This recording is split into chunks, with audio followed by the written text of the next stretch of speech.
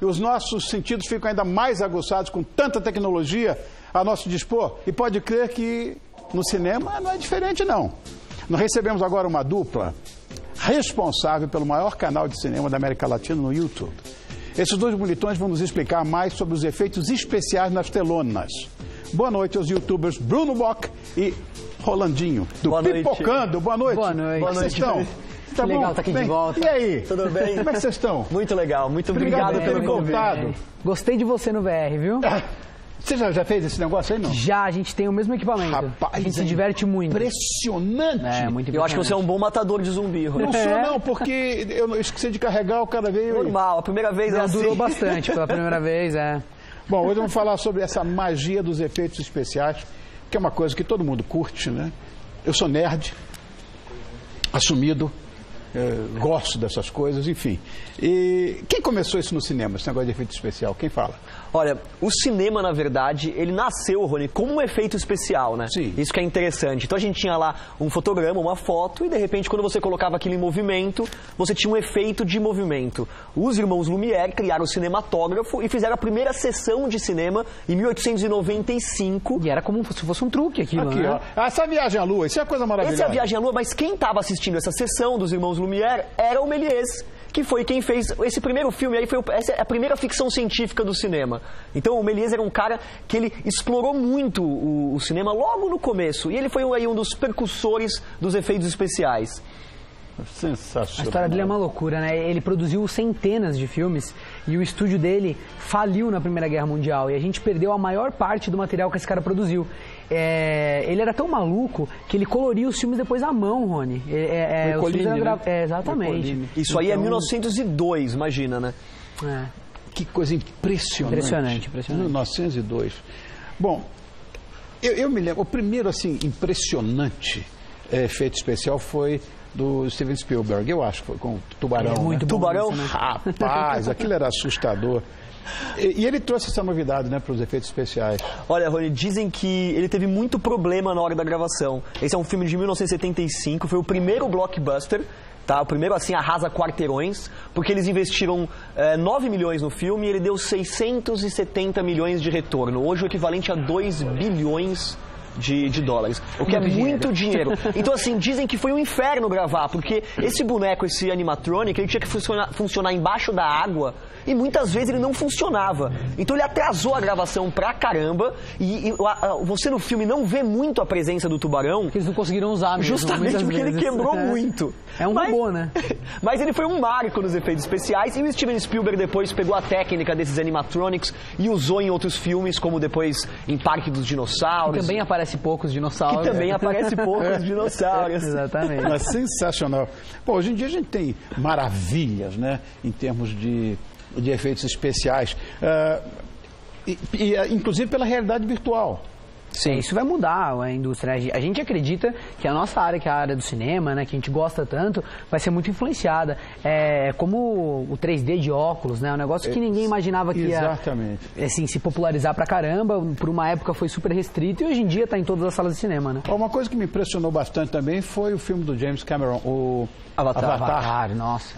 O Avatar, ele foi um marco para os efeitos especiais, porque eles criaram uma tecnologia totalmente nova, né? Que era a captura de movimento, como a gente está vendo, onde os personagens eles são totalmente de computação gráfica e os atores eles encenam esses personagens com uma roupa especial, o que foi nessa época. A roupa está sendo mostrada ali, cheio de pontinhos, todos, né? Exatamente. Uma grande inovação. Quem é esses pontos, gente? É para o software de computação gráfica conseguir mapear o rosto da pessoa e é nesses pontos que eles fazem as inserções, por exemplo, das cores, modificam o rosto, o formato. Então isso é importante para o software entender o que está acontecendo na cena.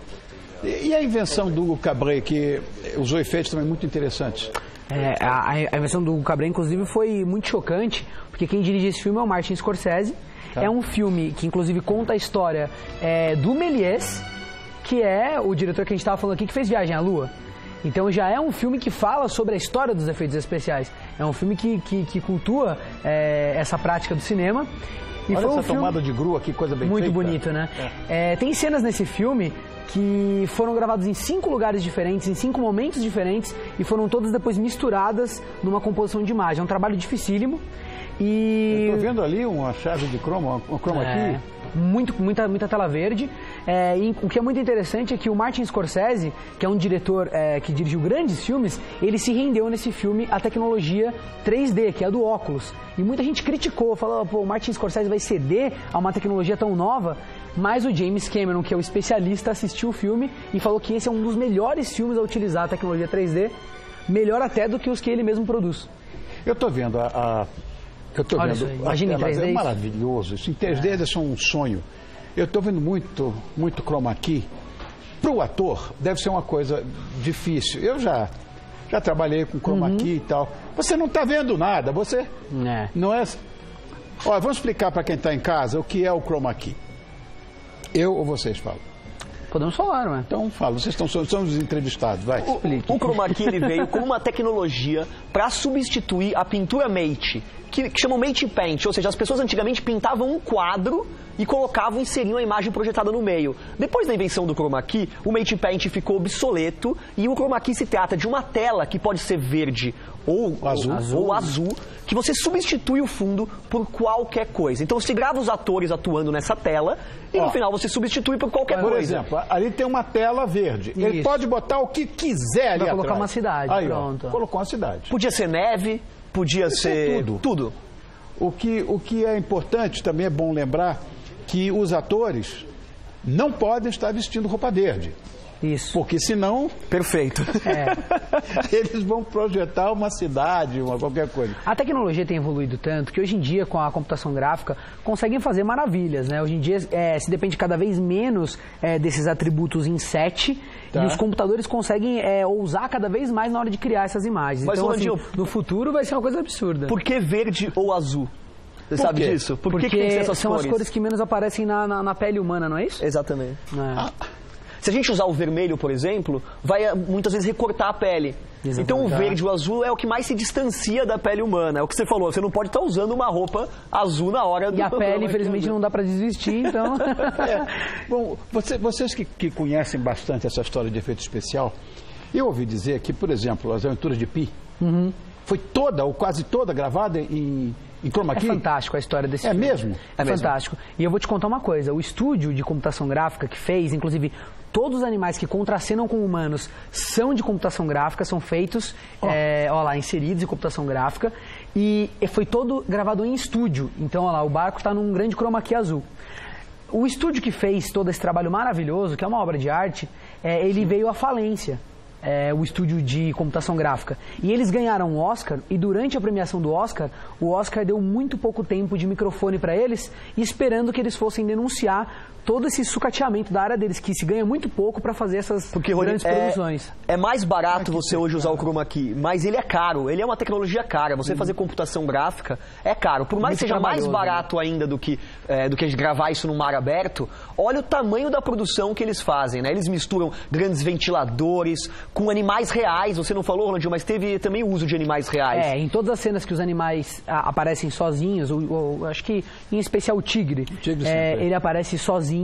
Aí sim eles usam um tigre de verdade, mas contracenando com o ator, são todos de computação gráfica. E o desafio é conseguir mesclar isso, Rony, porque uma hora você vê o tigre real, outra hora você vê o de computação gráfica. Tem que ser perfeita. A computação tem que ser perfeita. Eu só não consigo entender como é que quebra um estúdio desse, se hoje em dia não há hoje possibilidade de não ser um grande clássico e tal, as pessoas querem fazer um PB, uma coisa assim, mas é tudo hoje com computação gráfica. Justificativa é justamente essa a reclamação deles, porque os filmes dependem cada vez mais disso. E, em contrapartida, se ganha pouco nessa área. Então, assim, são produtoras que contratam o serviço desses caras, pagando pouco, e eles, às vezes, não conseguem entregar mais de 2 trabalhos sem antes fechar as portas. Porque a concorrência também não é pouca. Exatamente. Hoje em dia, as pessoas têm acesso a computadores muito fácil. Isso. E cada vez mais o cinema e os efeitos especiais estão ficando acessível. Hoje, você, em casa, com um computador e uma tela verde, até uma parede branca, Rony, você brinca de chroma key na sua casa. Você tá brincando. É muito fácil hoje em dia. Eu tô ficando um dinossauro. Não é possível que se possa fazer isso com o celular. Sim, a gente vê hoje aplicativos que recortam o fundo automaticamente. Meu Deus do céu. Eu vou dizer, não dá para entender. Uma coisa também que me parece, o Mowgli, né? O Mowgli, o Menino Lobo, então ganhou Oscar, né, de efeito especial. Ganhou. Sim. Merecidíssimo. Mas não foi esse grupo que fez, né? Não é o mesmo grupo, mas esse é um filme também que intriga bastante, porque ele é um filme que se passa na selva, mas ele foi feito inteiramente em estúdio. Mas o que eu acho que deixa o trabalho brilhante é que, assim, muita gente fala, esses efeitos especiais, eles são bem utilizados, ele é um filme inteiro em computação gráfica, pode emocionar o público? Isso que eu queria saber, emociona? Nesse caso, sim, assim, tem que ser bem aplicado. Por exemplo, no caso do Mowgli, a pesquisa de comportamento dos animais para fazer essa animação foi tão grande e depois foi passado para atores. Então, assim, teve uma imersão dos atores em como se comportar como os animais, para que aí sim eles vestissem aquela coisa toda da captura de movimentos e fossem transformados em animais. Então, com esse trabalho meticuloso, fica assim muito legal a computação gráfica e emociona. Mas, por exemplo, eu cito um exemplo sempre de Quarteto Fantástico, o último, que tem um macaco que eles inserem em computação gráfica em uma das cenas, não é dos melhores, que ele não é um dos melhores. Então, assim, às vezes funciona muito bem, mas tem que ser usado com comedimento e também um trabalho bem feito. A captura de movimento, ela está muito moderna, né? Tá cada vez evoluindo mais. E hoje existe a captura de movimento das expressões faciais. Então isso ajuda a passar a emoção necessária.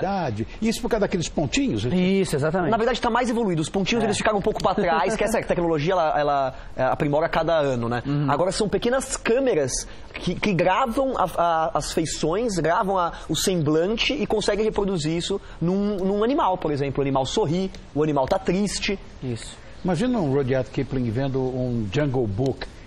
O cara ia enlouquecer. Ia ficar maluco, né? Ia enlouquecer. Imagina. É para enlouquecer uma coisa dessa. Agora, vocês lançaram o livro Pipocando. Eu quero saber do Pipocando. E tem o subtítulo. Os bastidores do maior canal de cinema da América Latina. Bacana aí, ó. Olha, bacana. Como é que é o dia a dia da produção desses vídeos para o YouTube? Deve ser uma coisa complexa. É quase um estúdio de cinema, eu vou te falar. O pessoal fala muito, Rony, hoje em dia em youtuber. Né, o cara que produz vídeo pro YouTube. Mas a gente tem quase um estúdio de televisão lá. Porque quem produz pro YouTube hoje pode ser um garoto que tem uma câmera, mas também tem muita gente como a gente que está levando isso a um nível profissional. Então hoje a gente tem vídeos quase que diários no nosso canal. Mais de um canal, a gente produz sobre vários assuntos. E uma produção com uma equipe de verdade, com edição, com um mini estúdio de televisão, a gente brinca. Dizem que esse será o futuro da TV. Eu acho que a tendência é as coisas misturarem. Por exemplo, a gente está falando de tecnologia aqui, muita gente já tem em casa uma televisão smart, que é aquela televisão que já conecta com a internet. Eu acho que no futuro não vai ter muita diferença a pessoa ligar num canal ou clicar no botão do lado ali e assistir um vídeo na internet. Essas coisas eu acho que vão começar a se misturar. Acho que a distribuição do conteúdo vai mudar, mas quem produz um conteúdo legal vai estar sempre produzindo e sempre com audiência. Bom, o que eu faço? Quero o endereço. Vem nos visitar, vai ser muito legal. Então diga. No YouTube é Pipocando, youtube.com/pipocando. Você acha tudo que a gente faz. Hoje a gente tem o Pipocando, que é o de cinema. A gente abriu o Pipocando Games e o Pipocando Música. Então a gente está abrindo um portfólio de canais para atender. Um leque grande. E o livro? E o nosso livro, que é muito legal. Quem quiser pode adquirir esse livro. Eu já deixei um de presente para você, Obrigado, querido. Onde tem para vender? Tem nas maiores livrarias, tem também na internet. E nesse livro a gente conta muita coisa sobre os bastidores. E é bacana para quem talvez queira fazer um canal também no YouTube. Claro. É um prato cheio para molecada, né? Isso. Obrigado por terem vindo. A gente que agradece. Obrigado. Adorei rever vocês. Obrigado. Você sabe que eu gostaria de ser você quando crescer, né, Rô? A gente tá no YouTube aí tentando, né? 73, meu irmão, é muita coisa. São anos demais. Mas é uma inspiração pra gente, Rony. Porque seja internet ou televisão, a parte artística ela é muito parecida. A gente vem aqui e fica babando nisso aqui. Mas é verdade. Sabe como é que se chama isso? Eu fui inoculado. É uma bactéria. Chama-se TV Coccus. Não existe antibiótico que possa curar isso. Eu acho que eu tô picado. Esse vírus aí. Obrigado, criançada. Muito obrigado. Eu que agradeço. Obrigado. Muito obrigado. Obrigado eu.